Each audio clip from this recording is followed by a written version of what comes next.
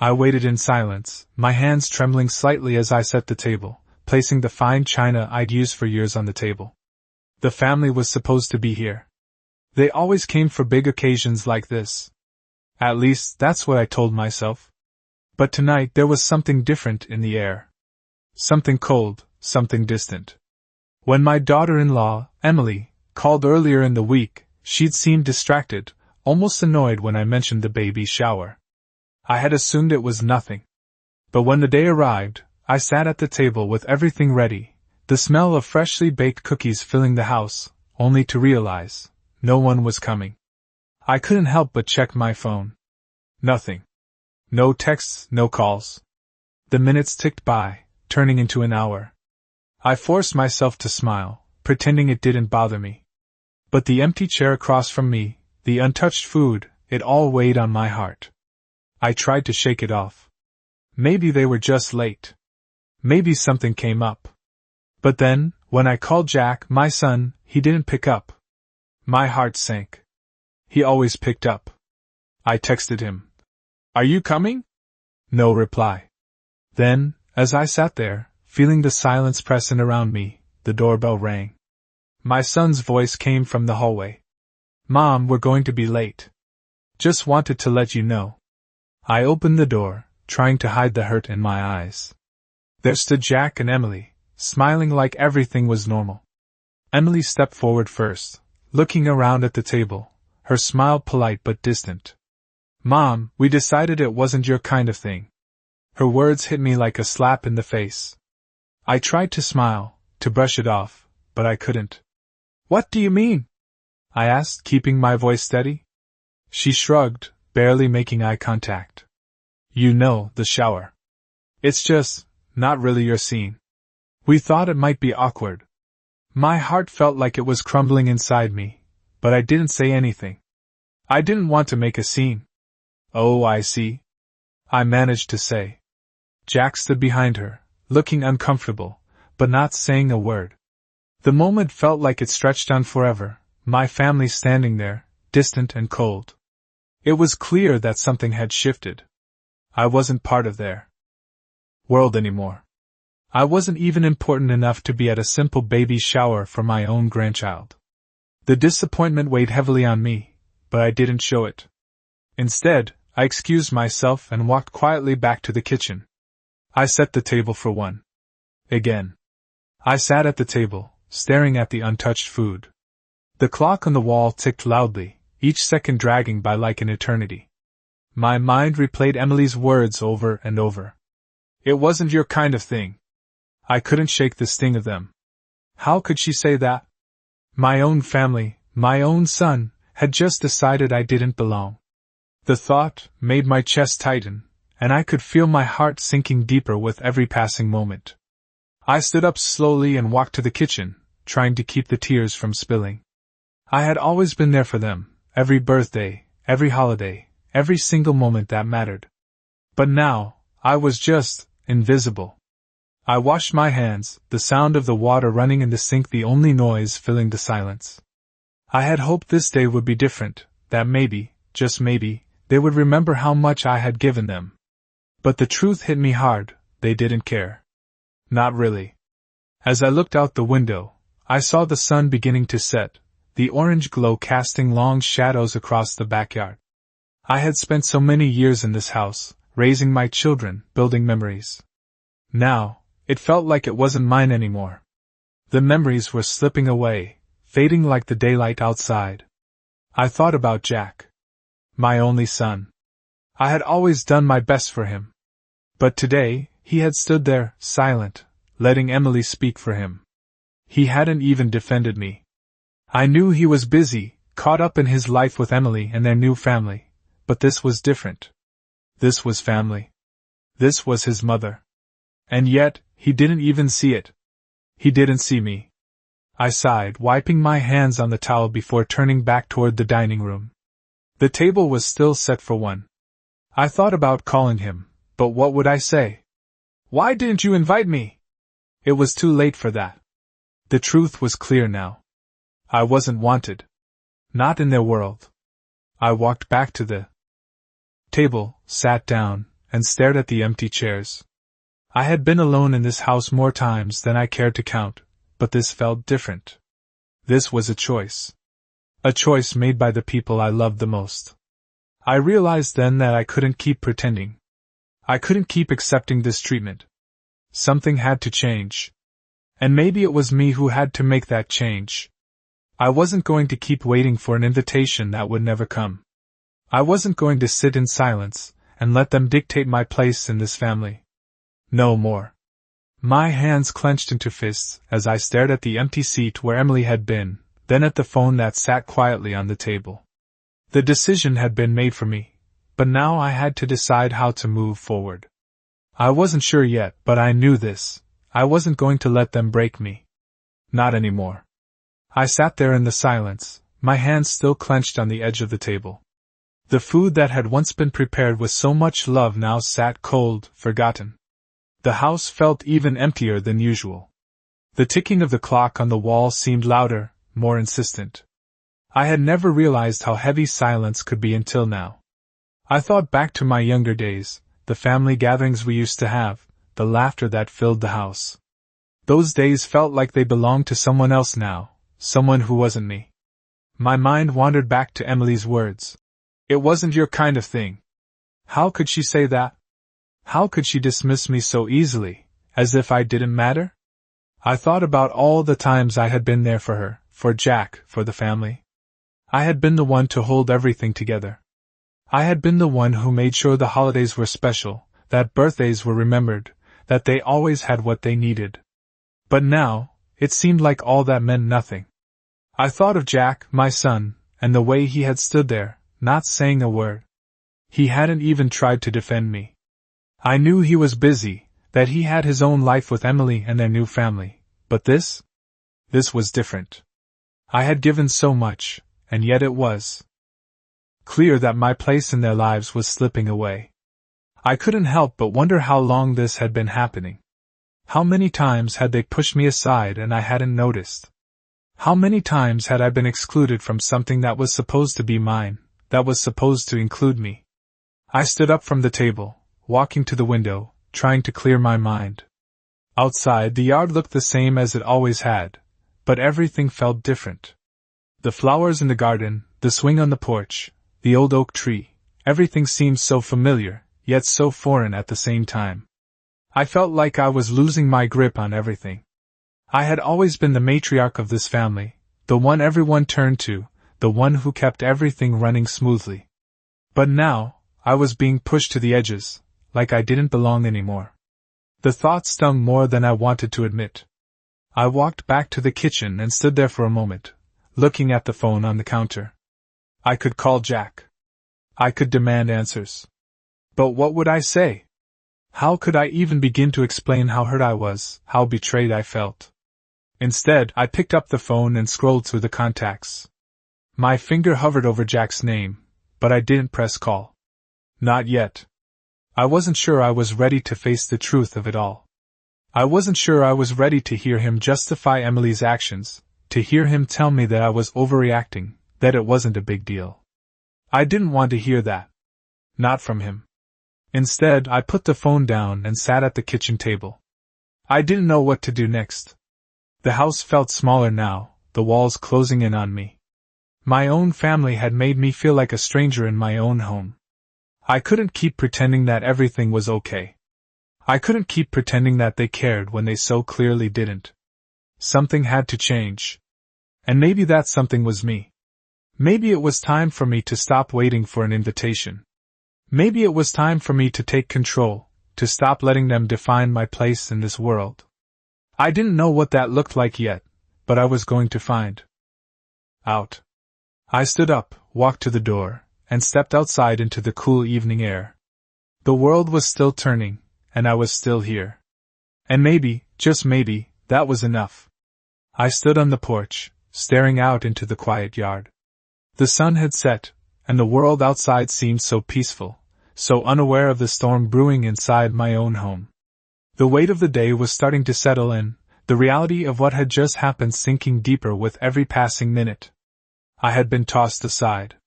I had been dismissed as if I didn't matter. It wasn't just about the baby shower anymore. It wasn't just about Emily's cruel words. It was about the years of small dismissals, the countless moments where I had been made to feel like I didn't belong. I walked back inside, the air in the house still and heavy. I could hear the faint ticking of the clock in the hallway, a reminder that time was moving on, but my life was stuck.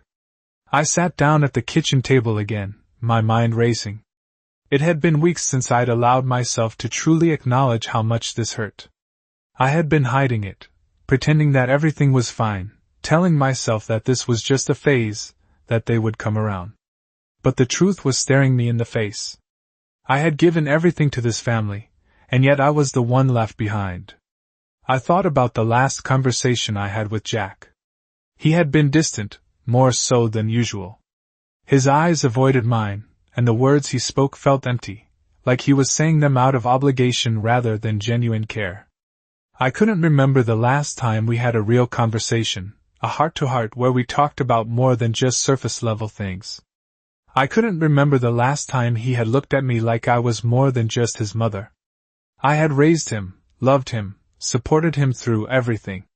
But now, he couldn't even bother to stand up for me. I thought about Emily and her coldness. How easily she had cast me aside, like I was nothing. It was clear now that her plans had always been about making herself, and Jack the center of everything, with no room left for anyone else.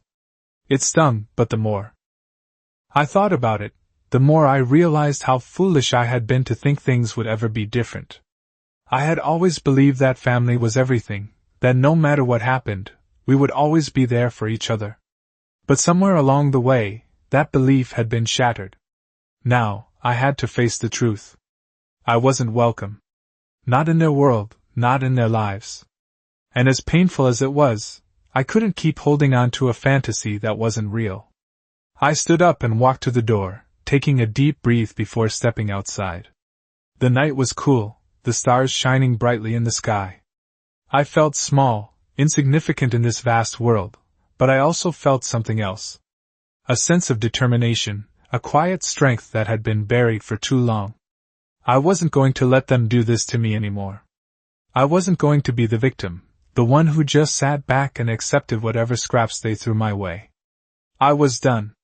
I didn't know what the future held, but I knew one thing for sure. I wasn't going to wait for their approval anymore. I was going to take control of my own life. I was going to find my place again, even if it meant doing it alone. I had barely finished my thoughts when the phone rang, its sudden noise making me jump. I looked at the caller ID. It was Ruth, my sister. I hadn't spoken to her much lately, not since the last family gathering when she had whispered, almost apologetically, about how things had changed. I hesitated before answering. I didn't want to talk to anyone, not right now, but something about Ruth's voice always had a way of pulling me in. Hello? I answered, trying to keep my voice steady. Doris, it's Ruth. I've been meaning to talk to you, she said. I could hear the hesitation in her voice. I wasn't sure if I was ready to talk either, but I couldn't hang up. Not to Ruth. What's going on, Ruth? I asked, keeping my tone neutral. There was a long pause on the other end. I could feel her thinking, her hesitation. I know things have been strained, she began. But Doris, I just wanted you to know. I've seen what's been happening. I've been watching her. Words were slow, deliberate, as if she was measuring every syllable. What do you mean? I asked, leaning forward slightly, my heart beating faster. Emily, Jack, they've been pushing you out, haven't they? Ruth's words hit me like a punch to the stomach. I had known it deep down, but hearing her say it out loud felt different. It's not just you, Doris. It's been going on for a while now. I see how they treat you, how they don't even care. I sat back in my chair, my mind racing. Ruth wasn't the type to say things like this. She was always the peacemaker, the one who kept everything calm. But now, she was speaking the truth. I've been watching, and I can't stand it anymore. It's wrong, what they're doing to you, she continued. And I won't stand by and let it happen. I felt a wave of emotion rise in me, something I hadn't felt in a long time, hope. I hadn't realized how badly I needed someone to see me, to understand what I was going through. Ruth, I don't know what to do anymore. They've made it clear that I'm not wanted. I feel like I don't belong in my own family. There was a pause on the other end, and then Ruth spoke again, her voice softer this time. You do belong, Doris. You belong. But you can't keep waiting for them to change. They won't. You need to make a change for yourself. Don't let them do this to you. Don't let them push you aside. Her words hit me harder than I expected. I had spent so long trying to fix things, trying to make everything work, that I had forgotten about myself. I had been so focused on keeping the peace that I had let my own needs fall to the side. I'm tired, Ruth. I'm tired of trying. But I don't know what else to do. I know, Ruth said gently. But I think it's time to stop waiting.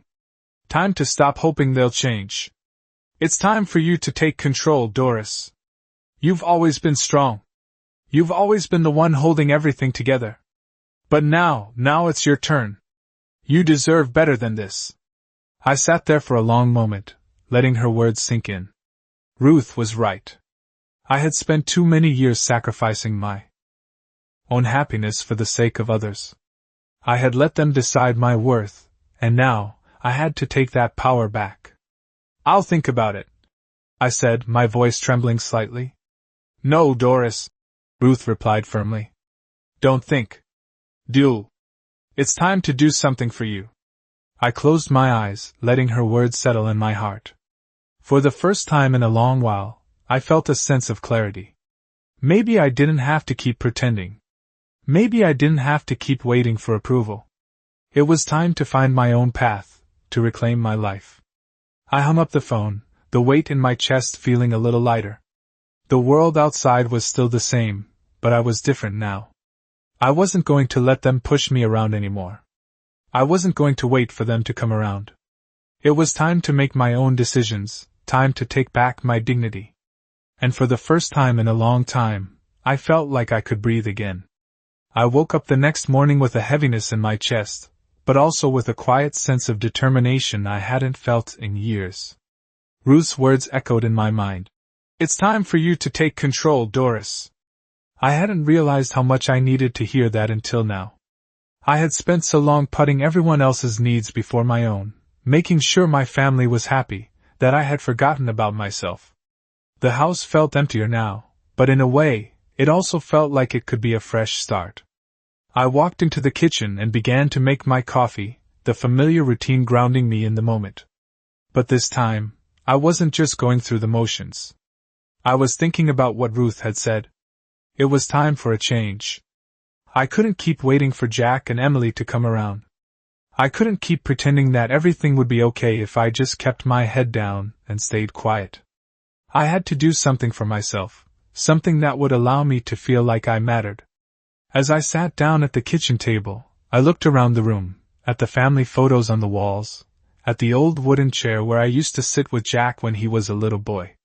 Everything in this house had memories, but those memories had started to feel like a burden. The house was full of things that belonged to the past, things that no longer served me. I realized then that I couldn't keep holding on to the past. I had to start living for today, for the person I was now, not for the person I used to be. I picked up my phone and dialed Ruth's number. When she picked up, I didn't wait for her to speak. Ruth, I've made a decision, I said, my voice steady. I'm not going to wait for them anymore. I'm going to take control of my life. Ruth's voice softened with a smile I could almost hear. I knew you would, she said. You're stronger than you think, Doris. It's time to live for yourself. I know, I replied, feeling the weight lift off my shoulders. I don't know what it's going to look like yet, but I'm going to figure it out. I'm going to start doing things for me. There was a pause, and then Ruth said, I'm proud of you, Doris. It's not easy, but you're going to be okay. I hung up the phone and took a deep breath. The decision had been made, and it felt right. I wasn't sure what the next step would be, but I knew it had to be something different. Something for me. And as I stood there, Looking out the window, I realized that the world outside hadn't changed. But I had. And for the first time in a long time, that felt like enough. I spent the next few days quietly adjusting to my decision. It wasn't easy, but every small step felt like reclaiming a piece of myself. The house, which had once felt so empty, now seemed full of possibility. I wasn't running from it anymore, I was facing it.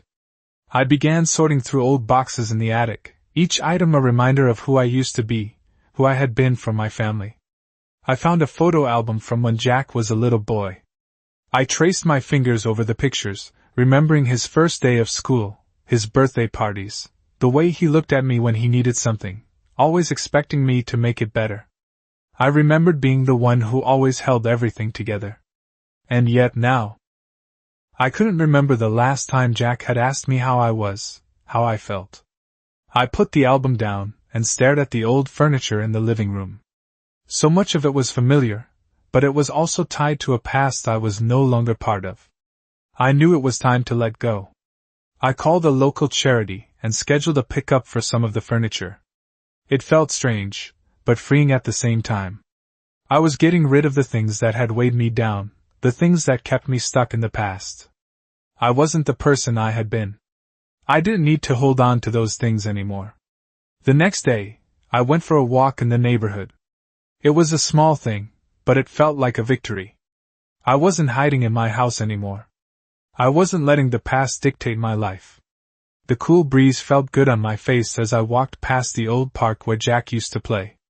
I sat on the bench for a while, watching the children run around, laughing, so carefree. I couldn't remember the last time I had laughed like that, just for the sake of laughing. It felt like a lifetime ago. I closed my eyes for a moment, letting the sounds of the world around me wash over me. When I opened them again, I made a decision. I wasn't going to keep looking back.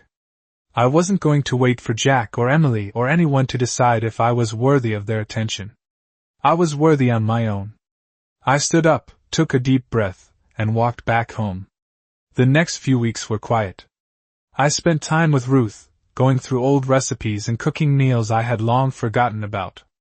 I started painting again, something I hadn't done in years. Slowly but surely, I began to fill my life with the things that made me happy. Things that had nothing to do with pleasing anyone else. It was strange, but in the silence, I found peace. And when the phone rang, I didn't hesitate. It was Jack. I didn't know what to expect, but when I answered, I could hear the uncertainty in his voice. "Mom, we need to talk." I sat down at the kitchen table, the same one that had once felt like a battleground. This time, I was ready. I wasn't the same woman who had waited quietly for them to come around. This time, I was in control.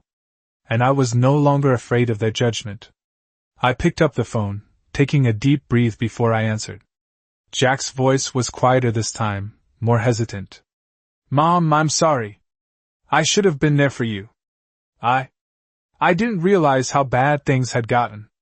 His words hit me like a wave, and for a moment, I didn't know how to respond. Part of me wanted to scream, to ask him why he had let it go this far. But instead, I stayed silent, waiting. "I've been thinking a lot about what's been happening," he continued, his voice tinged with regret. "I know I've been distant, and I haven't done enough. I don't want to lose you, Mom." I closed my eyes, letting his words settle in. Part of me wanted to believe him, to let it all go and pretend like everything was fine. But I couldn't. Not anymore. I had spent too many years hoping things would get better, hoping he would see what was happening and step in. I couldn't keep waiting for him to change. "Jack," I said, my voice steady but firm. "You can't just apologize and expect everything to be okay. I've been waiting for you to see me, to hear me, for so long. And every time, you let me down." There was a long silence on the other end of the line. I could hear him breathing, trying to find the right words. "I know," he said finally, his voice thick with emotion. "I don't know how to fix it, but I want to try." I thought for a moment, letting his words sink in. I wanted to believe him. I wanted to believe that he was finally seeing what I had been feeling all this time. But I knew better. The truth was, I couldn't keep living my life based on empty promises and false hope. I need you to show me, Jack, I said quietly. I need you to prove that you care, not just with words, but with actions. I can't keep giving everything and getting nothing in return. I heard a soft sigh on the other end. I understand, he said. I'll do better. I promise. I didn't know if I believed him, but it didn't matter. I wasn't doing this for him. I wasn't doing this for anyone but myself. We'll see, I said, my voice softer now. But this is the last chance. I can't keep waiting for you to come around. I hung up the phone, sitting there for a moment in silence. It wasn't the conversation I had expected, but it was the one I needed. Jack had said he wanted to change, but I knew the real change had to come from me. I wasn't going to keep holding on to something that wasn't serving me anymore. I wasn't going to wait for someone else to decide my worth. I was taking control of my life, and for the first time in a long time, I felt like I was on the right path. The road ahead was uncertain, but I was ready to walk it. I didn't need anyone's permission. I didn't need their approval. I had my own. I woke up the next morning with a sense of peace that I hadn't felt in a long time. The phone call with Jack had left me with mixed emotions, but there was something about it that made me feel free. For the first time in years, I wasn't depending on anyone else's validation. I was no longer waiting for them to see me or to fix what was broken. I was fixing it myself. I spent the day doing small things for myself, things that made me happy. I went for a walk in the park, something I used to love but hadn't done in ages. The air was crisp, the kind that reminded you it was fall without being too cold. I walked slowly, letting the quietness surround me, and for the first time in a long time, I didn't feel the weight of expectations on my shoulders. I wasn't trying to meet anyone else's needs. I wasn't trying to please anyone. It felt good. When I returned home, I didn't head straight for the phone or the tasks that always seemed to pile up. Instead, I took a seat by the window, watching the leaves fall from the trees outside. There was something beautiful about it, something peaceful. It wasn't about the big things. It was about the small moments. And for once, I was allowing myself to enjoy them. As the days passed, I began to settle into this new rhythm. I didn't rush to fill every moment with a task or a phone call. I started taking more time for myself, reading, painting, even cooking meals I enjoyed without worrying about pleasing anyone else. Slowly, I felt the tightness in my chest loosen. I wasn't a victim of my circumstances anymore. I wasn't defined by the way my family treated me. I was finding my own voice, my own purpose, outside of the roles I had played for so long. There were days when the loneliness crept in, when I missed my family, but it was different now. I wasn't waiting for them to make things right. I had made things right for myself. And that was enough. Jack called again a few days later, his voice softer, more genuine. Mom, I've been thinking a lot. I know I've messed up, but I want to try again. I want to be a better son. His words were meaningful, but I didn't feel the need to rush into anything. We'll take it one step at a time, I said, my voice calm but firm. I'm not going to pretend everything is fine, Jack. You need to show me that things are really going to change. It wasn't an easy conversation, but it was honest. It was a new beginning, one where I wasn't afraid to speak my truth. I realized that I didn't need anyone's approval to move forward. I didn't need their permission to live my life the way I wanted. For the first time in years, I was living for myself, and that felt like the greatest gift I could give myself. The road ahead was still uncertain, but I no longer feared it. I was in control of my life, and that was all that mattered.